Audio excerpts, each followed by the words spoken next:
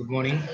So last class we have seen about introduction in epidemiology and the measures of morbidity and how to standardize those rates and all. Okay. So today we are going to see about measurements of morbidity and other epidemiological study methods. Okay. So morbidity, any departure or subjectives or objective from a state or physiological well-being is nothing but morbidity. Okay. Disease rate is nothing but morbidity.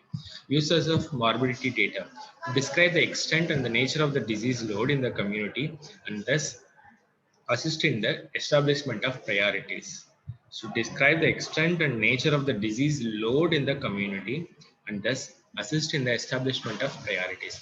Essential for basic research, science, basic research, since it provides more accurate and clinically relevant information. It is essential for basic research since it provides a more accurate and clinically relevant information, serves as starting point for etiological studies and thus plays a crucial role in disease interventions. They are needed for monitoring and evaluation of disease control activities. First, morbidity measurement is nothing but incidence.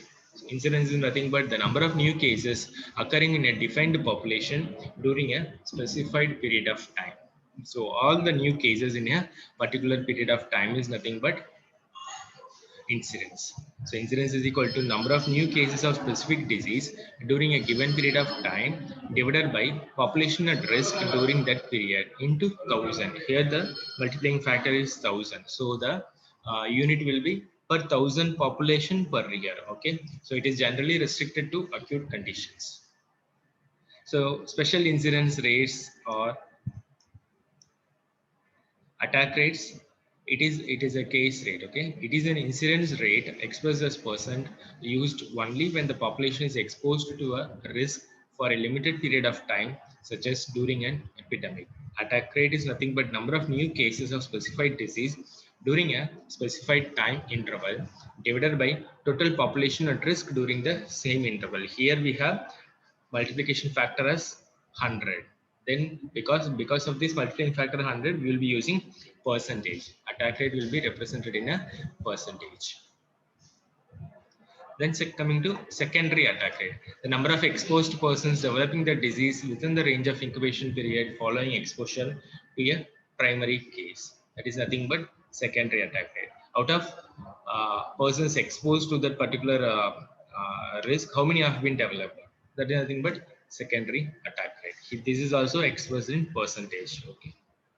Uses of incidence rate, taking actions to control disease for research into etiology, pathogenesis, and distribution of disease, and for efficacy of preventive and therapeutic measures. And disease prevalence. Next morbidity measurement tool is prevalence. All current cases, old as well as the new cases existing in a given point of time or over a period of time in a given population is nothing but disease prevalence. I'm repeating, all current cases, old and new, existing at a given point of time or over a period of time in a given population is nothing but disease prevalence. The total number of all individuals who have an attribute or disease at a particular time divided by population at risk having the attribute or the disease at the point of time or midway through the period. Okay. Sorry.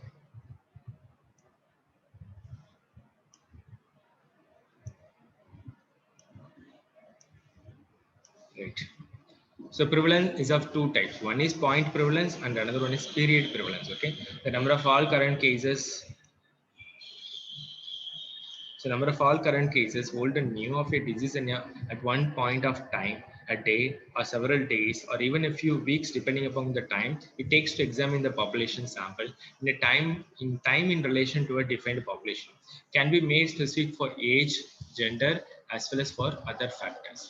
So point prevalence is nothing but number of all current cases of a specified disease existing at a given point of time divided by estimated population at the same point in time into 100. When the term prevalence rate is used without any further qualifications, it is taken to mean point prevalence. Okay. Then coming to period prevalence, less commonly used measurements. Less commonly used measurements, the frequency of all current cases, old and new, existing during the defined period of time, actual annual prevalence, expressed in relation to a defined population. Number of existing cases of a specified disease during a given period of time interval divided by esteemed mid-interval population at risk into 100. So this graph will show that explain the point prevalence, period prevalence, and the incidence rate. Let us consider this vertical line is on January 1st, whatever year it may be. Even it, let us assume 2020. This line indicates January 1st, 2020, and this line indicates December 31st, 2020. Okay, so these are the cases: case 1, case 2, case 3. So this circle represents the starting point of the disease and the end. This line indicates the duration, and this point, end point, will indicate the disease has been cured. Okay, so end point of that particular disease. So this is starting point, this is the end point, and this is label of that particular cases. So here we have almost 8 cases. So all these points circle represent the starting phase, and this the line ends with the end phase of disease. Okay, so let us consider how to, what are the, we need to identify what are the incidents. Okay, so incident rate of particular disease in a 2020, right? So if you are going to take all the incident, as the name indicates incidents, we need to include only the new cases. Okay, so what are the total number of new cases in that particular year? We should not include the old cases, that means which has been occurred before January 1, 2020, right? So we have to omit case 1, case 2, case 7, right? And case 6 has been reported after December 31st of 2020. Okay, so it is not been in a picture. So the case number 3, case number 4, case number 5, and case number 8 are occurred during the period of 2020, right? So these cases will be considered for incidents. Am I clear? I'm repeating, incidence is nothing but all new cases during that particular period of time, right? So incidence rate during 2020. So what are the cases which is getting starting point during the year of 2020? We need to include. So those are nothing but case number 3, case number 4, case number 5, and case number 8. All others are either they occurred, their starting point is before 2020 or after 2020, right? Now coming to point prevalence. Point prevalence means during a particular time or week or month. Okay, so January 1st, point prevalence of January 1st. So prevalence indicates both old case and new cases. We as we discussed in a definition, prevalence include both the new case as well as old case. So point prevalent on January 1st means what are the things we need to include? All the new cases as well as the old cases which is there in during the time of January 1. Okay, so this line represents January 1st, right? So we need to see what are the cases which is getting involved in that particular duration of time. So here this is case number 1. So it occurred before, but even though during January 1, it exists during January 2020. So we need to include one. Similarly, case number 2, which is existing in January, and case number 7, which is also existing during a period of January. So we need to include case number 1, case number 2, and case number 7 in point prevalence of January 1, right? So if you are going to take point prevalence of December 31st, so similarly, we need to include all the cases which is existing during that duration of time. So see case number 1, right, which is getting throughout the December. Case number 3, case number 5, and case number 8. All these cases are had to be included in a point prevalence of December, right? So these two are point prevalence. Now coming to period prevalence. Period prevalence means both old case and new case during a specified duration of time, that is January to December. So during that time, what are the cases which is getting involved, or we can calculate, we can measure as period prevalence cases. So during this duration, what are the cases? Case number 1 is there. Yes, of course. Case number 1. Case number two, yes, of course, this is a old case, but still it has some cause during a period, right? So case number two has to be included. Case number three, yes, of course, it has been occurred during the year and it is there almost 2 3 months of the 2020. Case number four, it starts as well as its end, but still it is there in the duration of Jan to end. Case number five, case number seven, and case number eight. Except case number six, all other cases will be included in period prevalence. Again, I'm repeating, prevalence means both old case as well as new cases. So we need to include all the cases, whether it is new or old. We need to include the cases which is existing in that particular duration is nothing but prevalence. Point prevalence and period prevalence. Point prevalence means it may be a day or a week, few weeks. Period means during a duration of time, January, during a year or during a season, something like that. Okay. Incidence it is totally different. Just we need to include only the new cases, right? So I hope it is clear. Now, coming to relationship between prevalence and incidence. So we till now we have we can note of what is prevalence and incidence, right? So now what is the relation? What is the relation between these incidence and prevalence? P is equal to I into D, where D is duration, mean duration, right? Prevalence is equal to incidence into mean duration. So that is the relation. This is the most common MCQs which will be there in your competitive exams. So P is equal to I into D, where P is prevalence and I is incidence and D is duration, mean duration of that particular disease. Okay. Now come to uses of prevalence. To estimate the magnitude of health disease problem in the community and identify the potential high risk population for administrative and planning purpose, that is like hospital beds, manpower needs, etc. These are the two uses of prevalence: to estimate the magnitude of health or disease problems in the community and to identify the potential high risk populations. Second one for administrative purpose and for planning purpose, especially like hospital beds, manpower required, etc. Right. Now coming to actual epidemiological methods. So epidemiological methods can be broadly classified into observational study and experimental study. Okay. Observational study can be further classified into descriptive and analytical. Right. Observational study further classified into descriptive and analytical. So descriptive is nothing but case reports, case series, correlations, ecological studies, cross-sectional study, or prevalence studies. So these methods will comes under descriptive study. These studies will be describing the population or the disease, and they are not going to do anything other than that. So that's why these will be comes under descriptive studies. Then comes to analytical study. Analytical study includes case control, case reference, and cohort or follow-up or prospective study, where the individual as unit of study. I'm repeating, observational studies. Under observational study, we have two categories. One is descriptive and another one is analytical study. And under descriptive, we have case reports, case series, cross-sectional, ecological studies and all. Whether in analytical studies, we have case control studies and cohort studies, right? Under experimental study, we have to include all the intervention studies, right? Under experimental study, main thing is randomized controlled trial, okay, which are clinical trial with patient as unit of study. Field trial or community intervention studies where with healthy people as a unit of study, and community trial with communities as a unit of studies. So randomized control trial, field trial, and community trial will be comes under experimental studies. Generally, we have randomized control trial for UG purpose. Okay.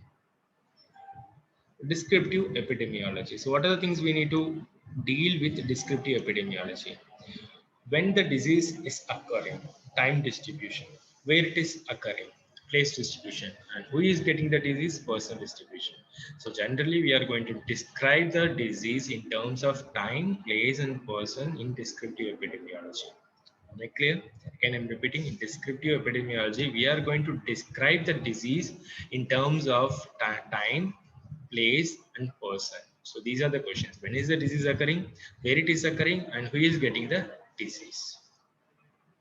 Procedures in descriptive studies: defining the population to be studied, defining the disease under study, describing the disease by time, person, place, persons, measurement of disease, comparing with known indices, and formulation of an etiological hypothesis. So these are the 6 basic steps we need to follow in a descriptive studies. First one, defining the population to be studied. Why we need to define the population to be studied is because if we are not able to define the population, we cannot generalize to that particular.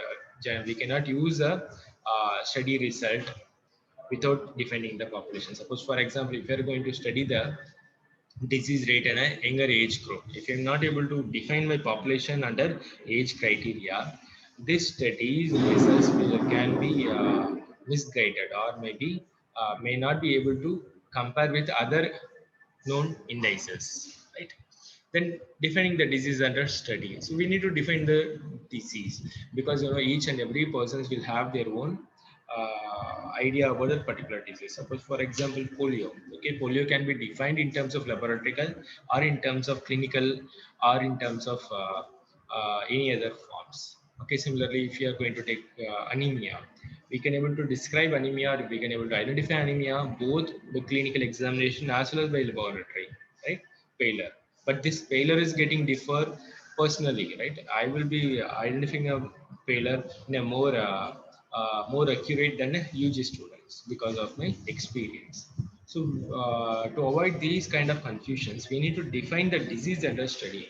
If you are going to do some studies on anemia, I need to define the disease. Like, for example, hemoglobin less than 10, I will be considering as anemia. If I'm going to define the disease like this, I need to follow this throughout the study, right?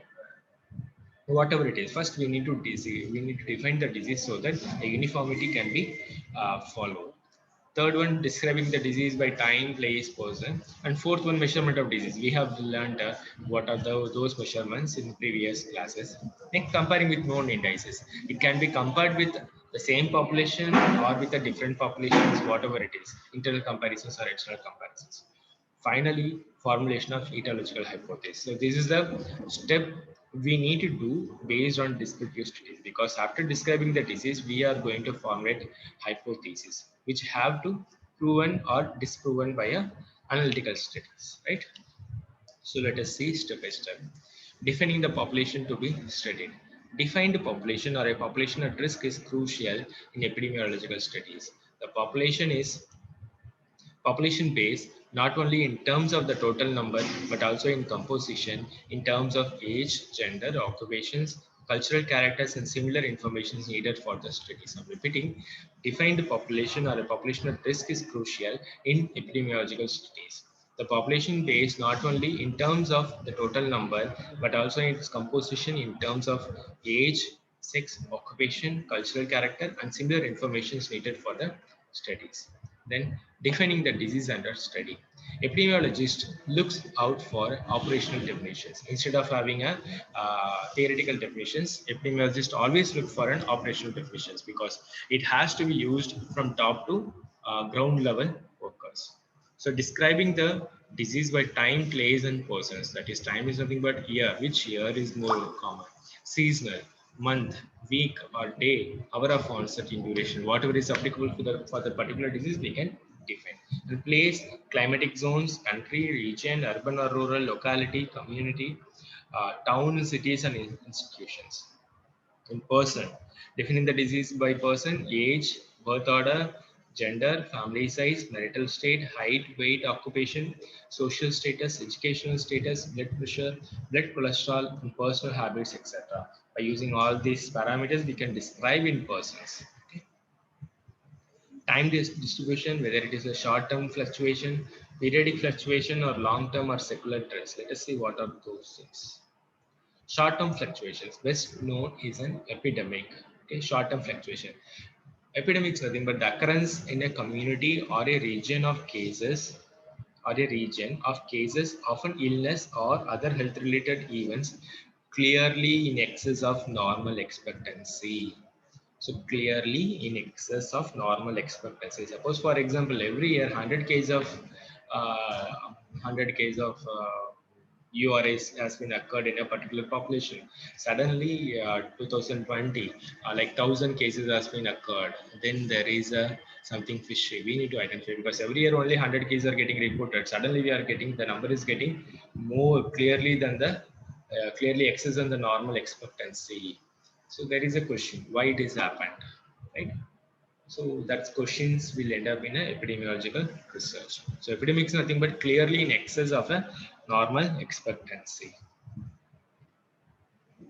Significant excess. How we have to describe this significant excess? An arbitrary limit of 2 standard errors from the endemic frequency is used to define the epidemic threshold for common disease. Okay, it is 2 standard errors from the endemic frequencies, right?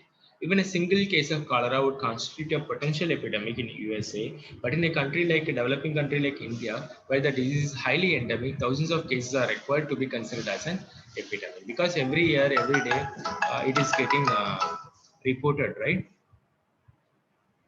Once again. So even a single case of cholera would constitute a potential epidemic in USA, but in a country like India, where the disease is highly endemic, thousands of cases are required to be considered as an epidemic. So what are the types of epidemics? There are three major types of epidemics are there: common source, propagated, and slow epidemic. Common source is nothing but a single exposure or point source epidemic. Epidemic curves rises and falls rapidly.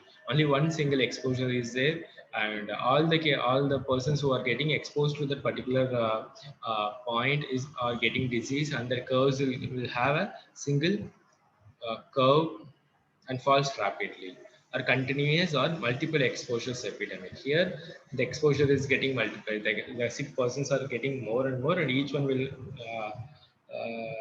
create cases. In propagated epidemic, person to person, arthropod vector, or animal reservoir, or slow epidemic. Periodic fluctuations, seasonal trends. We know measles, varicella, malaria, sunstrokes are based on seasons. Measles, varicella, and sunstrokes are common in early summer or summer. Malaria, especially during winter time. Right? Cyclic trends. Example: Japanese encephalitis, poliomyelitis, weekend accidents in cities. Influenza pandemics are known to occur at interval of 7 to 10 years due to antigenic variations. So every 5 to 6 years, we used to get a one different influenza. So because of their antigenic variations, the bacteria or virus will take around 5 to 10 years durations to shift their antigenic characteristics. Yeah, so every 5 to 10 years, we used to get a one kind of epidemic throughout the world. That is nothing but cyclical trend. Long-term or secular trends, changes in the occurrence of disease, progressive increase or decrease over a longer duration of time, generally several years or decade. CHD, lung cancers, etc., have shown upward trend in the developed countries within the past 50 years, followed by a decline of many communicable diseases like a TB, diphtheria, and polio. So this is a long-term or secular trends. It will take more than 10 years or more than a decades. Then comes to place distribution. Variations may be there within the nationals, that is international variations, national variations, rural, urban difference, local distributions. Migration studies can be carried out in two ways. Comparison of disease and death rates for migrants with those of their kins who have stayed at home. Comparisons of migrants with local population of the host country provides information on genetically different groups living in a similar environment. Here we can able to find out what is a genetical component. Here we can able to see what is the important of environmental components. Okay, person distribution by age, gender, ethnicity, marital status, occupation, social class, behavior, stress, and migrations. We can able to see all these things. Measurement of disease. Fourth step is nothing but measurement of disease in terms of mortality, morbidity, or disability, etc. Morbidity has two aspects: incidence and prevalence. Incidence obtained only from a longitudinal study because new cases. Okay, we cannot assess incidence by using this cross-sectional study, but we can get prevalence rate by using cross-sectional study. That's why cross-sectional study is otherwise called as prevalence study. So if you want to find out what is the prevalence of particular disease, you need to conduct a cross-sectional study. Fifth one, comparing with known indices, making comparisons between different populations and subgroups of the same populations to arrive at clues to disease etiology. So we need to compare. So comparing is a major steps in epidemiology. We need to compare so that and to identify why it is getting low or higher in a particular population. So for comparisons, we making comparisons between different populations or subgroup of same populations to arrive clues at disease etiology. Then finally, formulation of hypothesis. So hypothesis is nothing but a statement, right? This statement should have the population, the specific cause for being considered, the expected outcome of the disease, the dose response relationship, and the time response relationship. So for example, let us consider smoking and cancer. Okay, the population is nothing but general populations. The specific cause being considered is nothing but smoking. Expected outcome, cancer. Dose response, every day 5 cigarette. Time response for a duration of 5 years. If a person is having a habit of smoking 5 cigars per day for the duration of 5 years, he will end up in developing a CA lung. That is nothing but hypothesis. Clear? The population, specific cause being considered, expected outcome for the disease, the dose response relationship, and the time response relationship. All these things should be mentioned in a hypothesis, and these hypotheses can be formulated after conducting a cross-sectional study. Right? The types of descriptive studies are case report, case series. Case report is nothing but it is a descriptive study of an individual in terms of careful detailed report of a single patient. Case report is nothing but we are describing a single case. That means individual case. We are not going to have a number of cases, only single cases, a different case or different new cases. We need to report. That is case report. Case series, collection of individuals case reports which may occur within a short period of time. So case reports have been collected. The criteria is all these cases has to be reported during a particular time of duration. So that when you are going to collect all those case reports which is getting reported during a period of time, we can call it as case series. So case report, case series, and cross-sectional study. Okay, may occur in relatively short time period. It can indicate the beginning of presence of an epidemic, hypothesis formulation through investigation of experience of affected individuals, identification of possible causal factor, analytical study to compare experiences of the case series with a group of individuals who did not develop the disease. Next one, cross-sectional or prevalence study. As we told before, incidence cannot be calculated by using cross-sectional study. We can able to calculate only prevalence rate. Okay.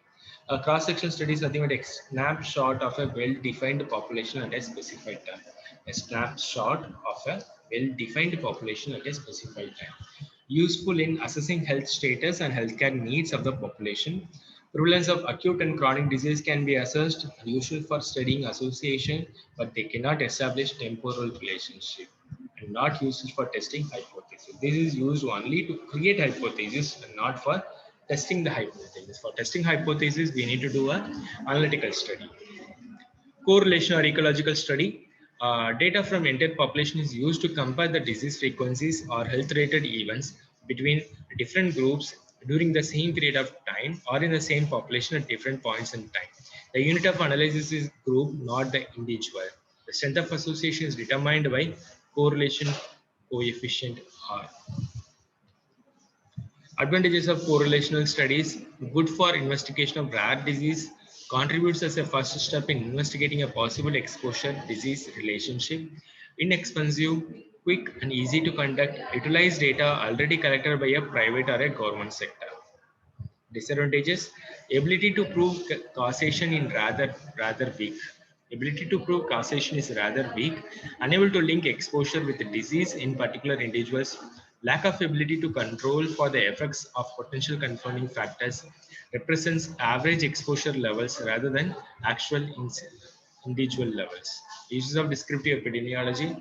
It provides data regarding the magnitude of the disease load and types of disease problems in the community in terms of morbidity and mortality rates and ratios. It provides clues to disease etiology, that is the existence of a possible causal association between a factor and a disease. Provide background data for planning, organizing, and evaluating preventive and curative services. Contribute to research by prescribing variations in disease occurrence by time, place, and person.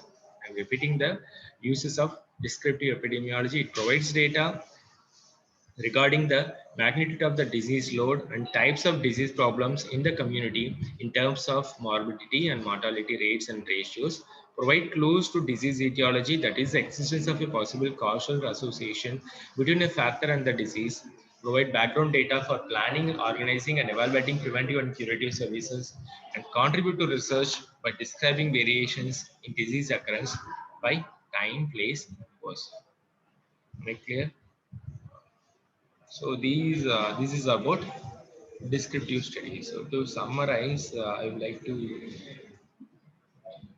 read out the steps of descriptive studies once again. Right.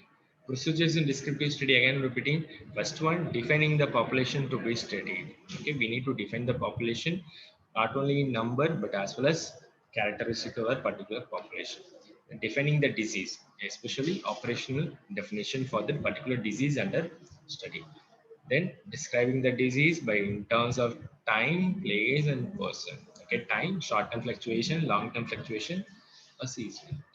Measurement of disease, especially we can able to do only a prevalence. We can able to calculate only the prevalence, not the incidence. Comparing with known indices, we can able to compare within the group or with known indices in the past.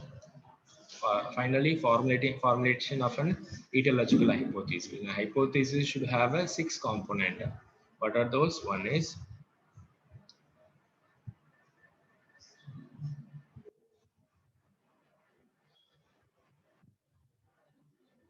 population, the specific cause being considered, expected outcome and the disease, dose response relationship, and the time response relationship. So this is about cross-sectional study or descriptive study. So we will be dealing with analytical epidemiology in the next classes. Okay, thank you.